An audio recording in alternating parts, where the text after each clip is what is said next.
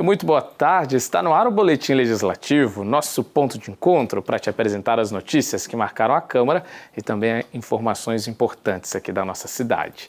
E para essa segunda a gente traz um alerta, viu? As internações por acidentes de moto no país aumentaram mais de 50%. Vamos comentar sobre como manter a segurança no trânsito. Mas antes, um outro alerta. Nesse friozinho, você pretende viajar para as regiões de serra ou montanha? Tem hotel ou pousada reservada? Checou se lá tem aquecedor ou lareira? Pois é, nas últimas semanas tivemos uma notícia triste com um casal de São José que morreu por intoxicação de monóxido de carbono. E como estamos em uma época de férias, todo cuidado é pouco. Por isso nós preparamos uma reportagem com dicas para que você possa aproveitar a hospedagem com muita segurança. São nesses dias mais frios que a Gláucia recorre à lareira que construiu em casa, um conforto que sempre quis ter. Mas, para se aquecer com comodidade e segurança, ela toma todos os cuidados. Afinal, um descuido pode causar acidentes graves, como incêndio ou intoxicação. Bom, a gente procura usar os produtos próprios, né? A gente utiliza um álcool próprio, que é o mesmo que a gente utiliza para acender a churrasqueira, a gente utiliza para acender a lareira também. E sempre a gente compra madeira própria para a lareira. Mas, além disso, a lareira ela é feita com tijolo refratário, com todo o material próprio para isso, então ela não dá nenhuma outra manutenção. Para quem não usa a lenha, tem um jeito mais simples de fugir do frio, os aquecedores. Uma opção mais prática, mas que também precisa de muito cuidado. Segundo o Corpo de Bombeiros, só até abril deste ano, a corporação já recebeu quase 500 chamados para vazamentos de gás em todo o estado. Nesta loja, o dono alerta os consumidores sobre os cuidados com os equipamentos. A pessoa, quando ela compra o aquecedor, ela tem que instalar esse aquecedor dentro de um ambiente próprio, um ambiente que tenha o cuidado de ventilação, exaustão principalmente. Quando é em apartamentos, né, normalmente ele fica na lavanderia. Essa lavanderia ela tem que ter uma veneziana, um basculante, alguma coisa que é fixa, que a pessoa não possa fechar. Né? Às vezes ela fala, não, mas eu deixo essa janela sempre aberta. Não, isso não pode, porque algum dia alguém vai fechar. Então tem que ter uma ventilação permanente. O equipamento precisa deste selo do Inmetro, que certifica se o produto está dentro dos padrões. Além do cuidado na instalação, a manutenção é essencial para evitar vazamentos e uma possível intoxicação. O recomendável é você fazer uma manutenção preventiva anualmente. Essa manutenção preventiva, ela visa 3 coisas basicamente. A segurança, né? A gente verifica se o duto de exaustão está com algum problema, que possa estar já corroído e verifica a necessidade da troca dele para essa fumaça não ficar um resíduo dentro do ambiente. A limpeza do aquecedor para que ele não deixe a pessoa na mão na hora que precisa. Às vezes tem coisas que são evitáveis, né? Alguns problemas com sujeira de ventoinha, filtro de água. O grande risco de um vazamento é que o gás emitido pelos aquecedores é o monóxido de carbono. Esse químico conta que é uma substância parecida com gás carbônico. A diferença é que, além de tóxico, ele é incolor e não tem cheiro. Ele vai ser liberado em todo tipo de combustão, seja de gás, seja de lenha.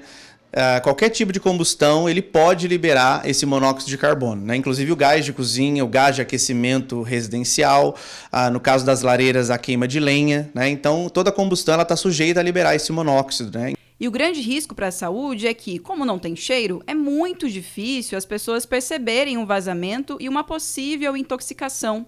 A inalação da substância é grave e pode ocasionar lesões irreversíveis ou até mesmo a morte. O monóxido de carbono ele toma o lugar do oxigênio e, com isso, o sangue que tem que levar o oxigênio para nossas células, ele não consegue mais transportar e as células vão ficando com pouco oxigênio e nosso organismo ele depende do oxigênio para viver. Principalmente o cérebro e o coração, que são os órgãos mais afetados por essa intoxicação do monóxido de carbono, eles são muito afetados exatamente pela hipóxia celular, pela falta de oxigênio nas células causadas pelo excesso de monóxido de carbono. E os principais sintomas para se atentar a uma possível intoxicação e buscar ajuda são cansaço, sonolência, tontura, dor de cabeça, dificuldade de concentração, vômito. Caso haja inalação do gás, alguns cuidados são essenciais para salvar a vida. O tratamento na forma moderada é basicamente a pessoa sair do ambiente em que estava com esse ar saturado, rico em monóxido de carbono, procurar um ambiente bem ventilado, porque rapidamente você vai respirar um ar com oxigênio a 21%, que é o normal, e usar alguma medicação sintomática para dor de cabeça, para enjoo, para diarreia, para mal-estar, porque a forma moderada geralmente não necessita de uma internação hospitalar em ambiente de terapia intensiva. Agora o assunto é mercado de trabalho, hora de acompanhar a nossa agenda de serviços com as vagas disponíveis no PAT de São José. Está em busca de emprego ou conhece alguém que precisa? Então fica de olho. O PAT, Posto de Atendimento ao Trabalhador de São José dos Campos, tem oportunidades de emprego para ajudante de carga e descarga, ajudante de limpeza, ajudante montador de divisórias, ajudante de montagem, ajudante de obras, almoxarife, analista de manutenção, atendente de lanchonete, auxiliar administrativo, auxiliar de limpeza, auxiliar de logística, auxiliar de pedreiro, azulejista, costureira, cozinheira, eletricista, eletromecânico, empregada doméstica, executivo de vendas, mecânico de motores GLP e diesel, motorista de carro de passeio, motorista de furgão, motorista entregador, oficial de cozinha, operador de empilhadeira, operador de telemarketing, pedreiro, pintor, técnico de fogão, técnico de manutenção elétrica, técnico em eletromecânica e combustão, vendedor interno, vendedora e vendedor externo. Ainda há vagas para pessoa com deficiência nos cargos de auxiliar administrativo e operador de telemarketing. Para se candidatar é fácil, é só comparecer ao PAT levando RG, CPF, carteira de trabalho e o cartão cidadão. O PAT fica na Praça Afonso Pena, número 175, no centro. E vamos para a segurança no trânsito agora? Pois é, um dado nada positivo para o nosso país, viu?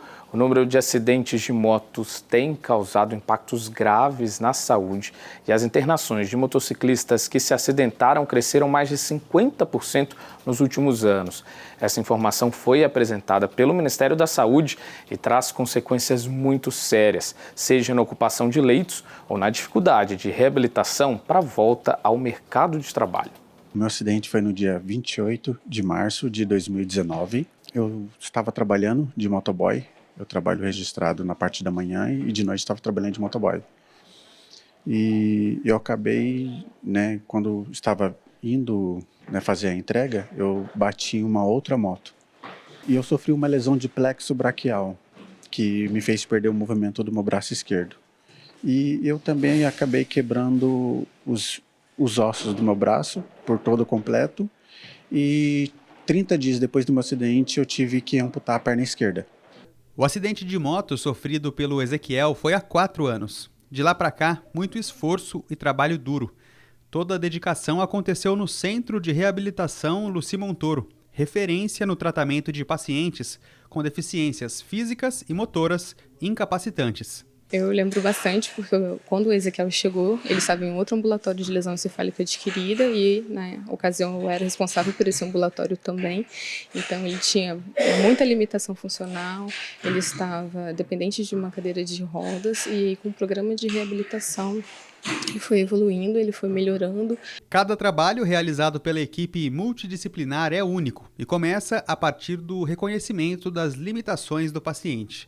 Mesmo diante dos desafios da recuperação, o Ezequiel conta que nunca pensou em desistir. A gente tem que se esforçar, E pela honra e a glória de Deus, graças a Deus, o Senhor me capacitou para que eu pudesse estar hoje de pé, como você está vendo. Fácil não foi, mas graças a Deus deu tudo certo na minha vida.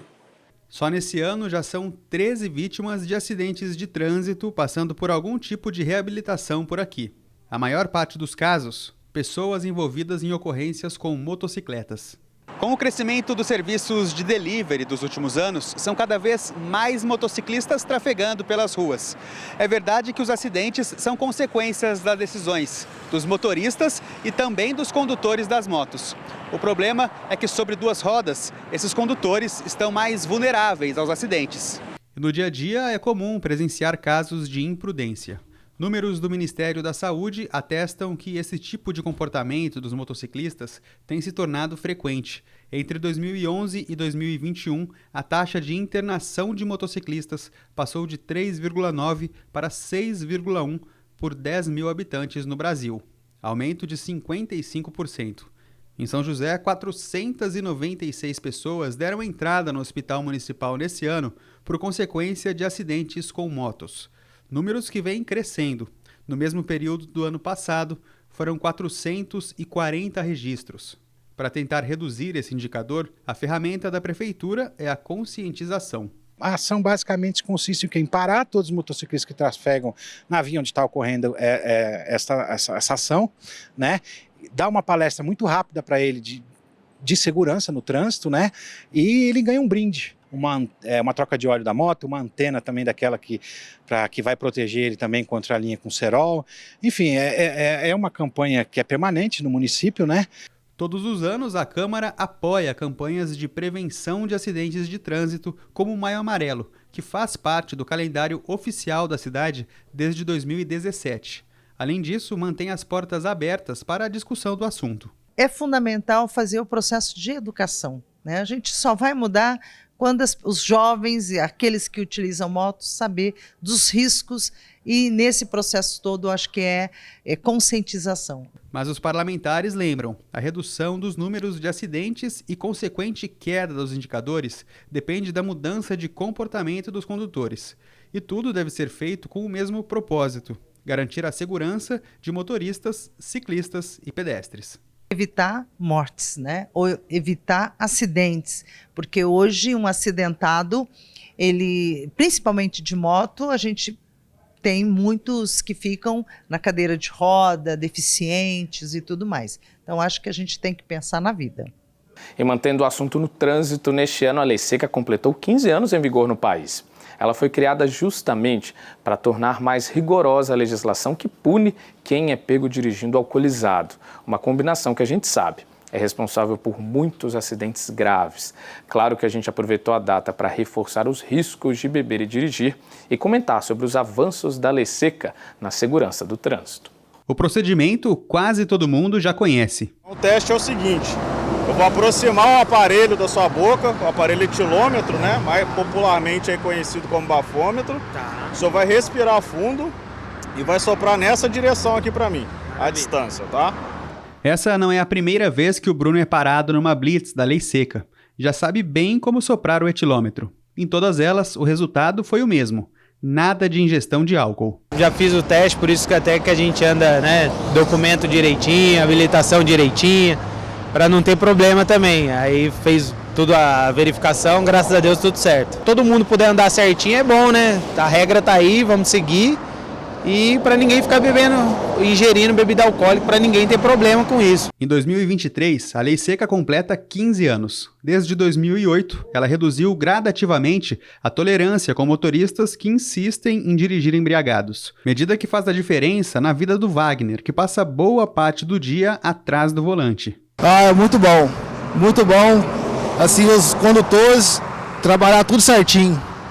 Para não aconteça nada, né? Que é muito perigoso a rodovia. E desde a criação da lei, o objetivo é o mesmo: diminuir o número de acidentes e mortes no trânsito causados pela ingestão de bebidas alcoólicas.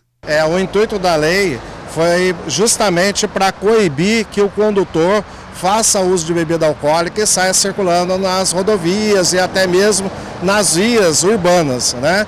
Colocando em risco a segurança de outros condutores. Se for beber, não dirija, né? Não se beber, não dirija, porque ele já saiu com o veículo. Então a massa, se ele for beber em algum lugar, ele já não saia nem de carro, de onde ele está já premeditando essa parada, né? A Lei Seca fez do Brasil um dos países com a legislação mais severa sobre o tema. E nesses 15 anos ela sofreu várias alterações. A cada nova mudança, o texto ficava mais rigoroso nas punições e nas restrições. Em 2008, a Lei 11.705 mudou os artigos do Código de Trânsito Brasileiro e estabeleceu o conceito de álcool zero. 4 anos depois, o texto passou a incluir os sinais claros de embriaguez entre as condutas previstas para enquadramento em crime. Em 2016, uma infração específica para quem se recusasse a fazer o teste do bafômetro foi incluída na lei. No ano seguinte, foi ampliada a pena para motoristas alcoolizados que causam acidentes com morte. A detenção subiu para 8 anos. Em 2020, veio a proibição da substituição da pena de prisão por medidas restritivas, como pagamento de multa ou prestação de serviço à comunidade. Nesse período, o valor da multa também mudou, de R$ 957,69 para quase R$ 3.000. Segundo a Polícia Rodoviária Federal, hoje em dia, diante do rigor da lei, muitos condutores preferem não fazer o teste. Mas a Polícia Rodoviária Federal toma todas as providências quanto às autuações, inclusive o veículo fica impedido de seguir viagem até que ele apresente um condutor habilitado a conduzir esse veículo. E a ampliação da lei tem dado bons resultados. Em 2010, eram 5,9 mortes a cada 100 mil habitantes. Em 2021, esse número chegou a 3,5 mortes. O CEO do Observatório Nacional de Segurança Viária explica que uma alteração recente no CTB pode dificultar ainda mais a vida de quem combina álcool e direção e deixar o trânsito ainda mais seguro. Antes dessa modificação, as responsabilidades de fiscalização de veículo e condutor eram especificamente do Estado. Então, quem fiscalizava a alcoolemia, o teste do bafômetro, era a Polícia Militar. Hoje, com essa junção de competências, o município pode hoje fazer a fiscalização tanto de veículos quanto de condutores, incluindo a questão da alcoolemia, do dirigir embriagado. O CEO do observatório lembra que o mercado também é adaptável e hoje oferece alternativas para quem bebe. Nos nossos encontros sociais, a bebida está muito presente, mas hoje a gente tem recursos para poder driblar, vamos dizer assim, essa exigência, entre aspas, social da gente estar vinculado ali a um evento social com bebida. Por exemplo, uma cerveja sem álcool. Hoje a gente tem várias opções de cerveja sem álcool que podem, para aquele que gosta de tomar uma cerveja descontraído, usar esse recurso, usar recursos tecnológicos. Hoje a gente tem transporte por aplicativo, a gente tem um transporte público bem estruturado. Então você tem formas de viver a sua vida sem se colocar em risco. E vamos falar mais uma vez, aquela frase que já está batida, mas que é sempre preciso relembrar: se beber, não dirija. Bom, mas e aí, vai pegar a estrada neste mês de férias? Além de não misturar álcool e volante, alguns cuidados são muito importantes. Para evitar algum imprevisto nesta época do ano, a Polícia Rodoviária e outras autoridades também realizam uma série de ações educativas e de fiscalização, incluindo o Blitz. E quem traz para a gente todos os detalhes é o Marvin Pinho. Marvin, é com você. Guerra, boa tarde para você, boa tarde a todos que acompanham o Boletim Legislativo. Olha só, período de férias escolares, muita gente acaba aí reservando alguns dias para viajar, mas é preciso estar atento com o trânsito para evitar acidentes, evitar qualquer problema. Justamente por isso, eu bato um papo agora com o Valdilson dos Santos. Ele é um inspetor-chefe da Delegacia da Polícia Rodoviária Federal em São José dos Campos. Valdilson, boa tarde para você. Primeiro de tudo, como que a gente pode começar essa viagem, Que orientação que a gente pode dar para quem vai fazer uma viagem aí nessas férias? Principalmente o condutor, ele e o proprietário do veículo são responsáveis por esse veículo e por essa viagem, obviamente. Então ele tem que estar bem atento quanto à legislação de trânsito, porque ela obriga que você tenha a documentação em dia e também a verificação das próprias condições do veículo, como pneus, porque pode ter eventos de chuva. Nós temos também outros equipamentos obrigatórios, inclusive de sinalização, inclusive a iluminação do veículo, que isso vai trazer mais segurança para ele em qualquer situação que ele tenha durante essa viagem. E nós também solicitamos sempre, que se for sair para viajar, não pense em maneira alguma em ingerir bebida alcoólica durante esse caminho. Que, claro, mantendo aí todos os cuidados em relação à lei seca. Exatamente, com esses cuidados também. Levando em consideração também que esse período de férias nós temos mais movimentos na rodovia, em viagens de longa distância. Então planeje sua viagem, seja um motorista defensivo e planejando sua viagem até mesmo com a parada. Porque mesmo estando você com a sua família, para fazer essa parada também, a viagem faz parte desses dias de lazer que ela vai ter. E nesse período, há algum aumento de algum tipo de ocorrência em específico, Waldilson, justamente por causa das férias, uma demanda maior nas rodovias? Olha, principalmente a falta de atenção é uma das causas principais nesse ponto, justamente porque não observam a sinalização da rodovia, que é algo que tem que ser observado, e inclusive respeitando a legislação de trânsito. Essa sinalização ela vai determinar qual a sua velocidade compatível para você fazer a sua viagem naqueles locais na via que você está passando. Então, também é um preceito de direção defensiva o condutor observar a sinalização dessa viagem. Então, ele tem que estar em velocidade compatível para que ele possa observá-la. E tem a questão também do cinto de segurança para as crianças, né? Exatamente, são dispositivos que são desenvolvidos apenas já para as crianças para que dê maior segurança nessa viagem, né? E que não, obviamente, que se ele estiver utilizando todos os aparatos de dispositivo de segurança para crianças e os condutores e passageiros maiores utilizando o cinto de segurança, obviamente que isso pode reduzir muito o nível de lesões que pode ser causado num caso de um sinistro de trânsito. E um último ponto importante da gente reforçar é a atenção redobrada contra a neblina também, que acontece muito aqui na região, né?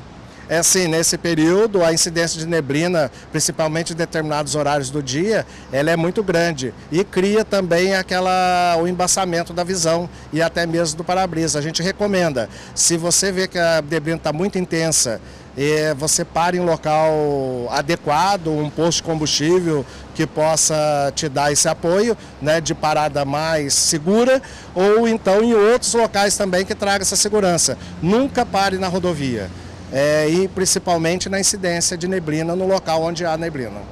Perfeito, obrigado, Waldilson. Então é isso, Guerra. O pessoal tem que planejar a viagem, ter atenção aí com o horário de saída, fazer uma revisão no carro para que a viagem ocorra bem para todo mundo, né? Volto com você. Muito obrigado, Marvin, pelas informações. E vamos falar do tempo? Como será que ficam as temperaturas para esta segunda e também amanhã, terça-feira? A semana amanheceu fria nesta segunda-feira e, apesar do sol aparecer, será encoberto por nuvens a maior parte do tempo. Há uma possibilidade pequena de chuva. A máxima é de 27 graus e a mínima de 14. Temperatura deve subir na terça-feira. A perspectiva é de sol sem nuvens durante toda a tarde e com pouca chance de chuva. A máxima é de 28 graus e a mínima de 16. Bom, pessoal, a gente fica por aqui, mas amanhã tem mais. Muito obrigado pela companhia. E aproveita também para acompanhar as nossas redes sociais. O Instagram da TV Câmara é o @tvcâmara_SJC. Já o nosso YouTube é o Câmara SJC. Daqui a pouco tem o Hora do Esporte com Vieira Júnior e Bruno Castilho. Até mais!